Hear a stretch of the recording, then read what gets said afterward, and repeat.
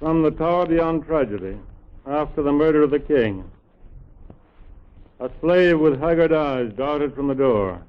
There were hushed cries and motions in the inner dark of the great hall. Then the Queen Clytemnestra issued, smiling. She drew her cloak up, for the brooch on the left shoulder was broken. The fillet of her hair had come unbound. Yet now she was queenly at length, and standing at the stair-head spoke. Men of Mycenae, I have made sacrifice for the joy this day has brought to us. The king come home, the enemy fallen in the ashes of Asia. I have made sacrifice. I made the prayer with my own lips and struck the bullock with my own hand. The people murmured together, she's not a priestess. The queen is not a priestess. What has she done there? What wild sayings make wing in the queen's throat? Clytemnestra, I have something to tell you. Too much joy is a message bearer of misery. A little is good, but come too much and it devours us.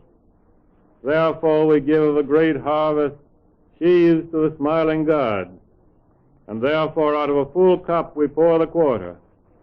No man dare take all that God sends him, whom God favors, or destruction rides into the house in the last basket.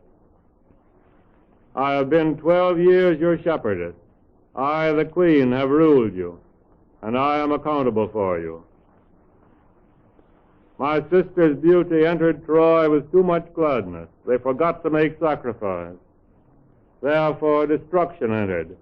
Therefore the daughters of Troy cry out in strange dispersals, and this one grief has turned mad.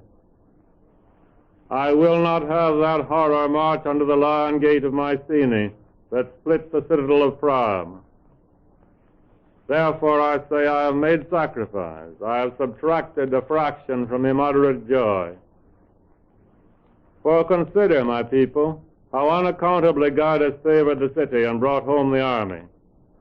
King Agamemnon, my dear, my husband, my lord and yours, is yet not such a man as the gods love, but insolent, fierce, overbearing, whose folly brought many times many great evils on all the heads and fighting hopes of the Greek force. Why, even before the fleet made sail, while yet it gathered on Boeotian Aulis, this man offended. He slew one of the deer of the sacred herd of Artemis. Out of pure impudence, hunter's pride that frosts in a young boy, laying knots the string of his first bow. This man, grown, a grave king, leader of the Greeks. The angry goddess blew therefore from the horn of the Trojan shore storm without end. No slackening, no turn, no slumber of the eagle bound to break the oars of the fleet and split the hulls venturing. You know what answer Calchas the priest gave. His flesh must pay whose hand did the evil. His flesh, mine also. His, my daughter. They knew that of my three there was one that I loved. Blameless white maid, my Iphigenia, whose throat the knife, whose delicate soft throat the thing that cuts sheep open, was drawn across by a priest's hand, and the soft-colored lips drained bloodless, that had clung here. Oh, these feel soft, townsmen. These are red at the tips. They have neither blackened nor turned marble. King Agamemnon hoped to pillow his black-haired breast upon them. My husband, that mighty conqueror, come home with glory. He thought they were still a woman's. They appear a woman's. I'll tell you something. Since fawn slaughtered for slaughtered fawn, even the death, these that feel soft and warm are wounding ice. They ache with their hardness. Shall I go on and count the other follies of the king? The insolences to God and man that brought down plague and brought Achilles' anger against the army. Yet God brought home a remnant against all hope. Therefore rejoice. But lest too much rejoicing slay us, I have made sacrifice.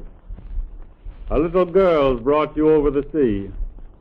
What could be great enough for safe return? A sheep's death? A bull? What thank offering? All these captives battered from the ship, bruised with captivity, damaged flesh and forlorn minds. God requires wholeness in the victim. You dare not think what he demands. I dared. I dared. Men of the Argolis, you that went over the sea, and you that guarded the home coast and high stone war belts of the cities, remember how many spearmen these 12 years have called me queen, and have loved me, and been faithful, and remain faithful. What I bring you is accomplished. He came, fat with his crimes. Greek valor broke down Troy, your valor, soldiers, and the brain of Odysseus, the battle fury of Achilles, the stubborn strength of Menelaus, the excellence of you all. This dead man here, his pride ruined you 100 times. He helped nowise, he brought bitter destruction, but he gathered your glory for the cloak of his shoulders. I saw him come up the stair. I saw my child Iphigenia killed for his crime. I saw his harlot, the captive woman there, crying out behind him. I saw, how can I speak what crowd of the dead faces of the faithful Greeks, your brothers, dead of his crimes, those that perished of plague, and those that died in the lost battles after he had sought the help of Achilles for another harlot. Those dead faces of your brothers, some black with the death blood, many trampled under the hooves of horses, many spotted with pestilence, flew all about him, all lamenting, all crying out against him. Horrible. I gave them vengeance, and you freedom. He came triumphing, magnificent, abominable, all in bronze. I brought him to the bath. My hands undid the armor. My hands poured out the water. Dead faces like flies buzzed all about us. He stripped himself before me, loathsome, unclean, with laughter. The labors of the Greeks had made him fat. The deaths of the faithful had swelled his belly. I threw a cloak over him for a net and struck blindly in the steam of the bath. He bellowed, netted, and bubbled in the water. All the stone vault asweat with steam bellowed. And I undid the net, and the beast was dead, and the broad vessel sank with his blood.